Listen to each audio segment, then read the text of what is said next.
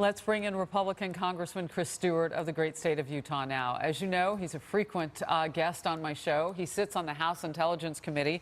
And Congressman, I like to bring you back because as the nuances happen, you can brief us on why they're happening. So you just heard Catherine Harris talking about there really shouldn't be anything classified here. And others on the Hill have said there really shouldn't be any concerns of sources and methods being given out. So why the push not to get this information out by some Democrats? Because it's embarrassing to them.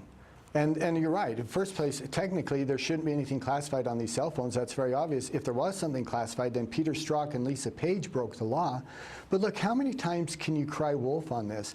How many times can Democrats stand up and say, you're going to reveal sources and methods, you're going to endanger national security, you're going to endanger lives, and then the information comes forward and there's nothing like that in it, like the Republican memo in the early spring.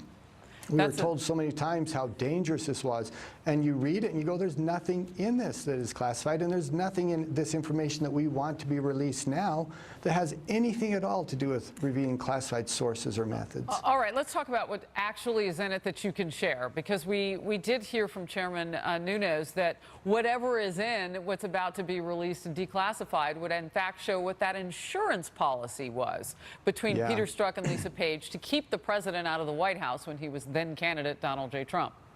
Yeah, it does. It adds the authenticity and the structure to what we've been saying for a long time, and that is this. At its heart, this is what the FBI and Department of Justice did. They said that Carter Page was a spy. They said he had committed treason.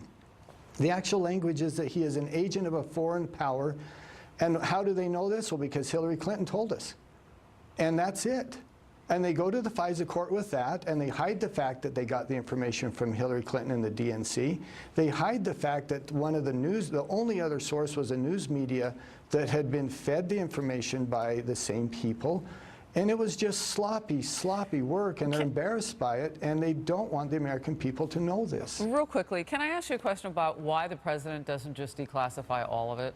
I mean, you know, as a journalist, we're always pushing for more information. So it does baffle the mind why Democrats don't want it out there and why some in the media say, oh, no, you know, it could do this. They don't know. I don't even know why they're asking for it. But why not just everything? Let us see it all. I actually agree with that, and I've been a proponent of that. And the reason I can say that is because I've read it all. I've read it all multiple times. So why do you think that isn't happening? Why not see the president do that? Because I think, and it's hard for me to say, I've never had the opportunity to ask him, but I think it's just the political concern.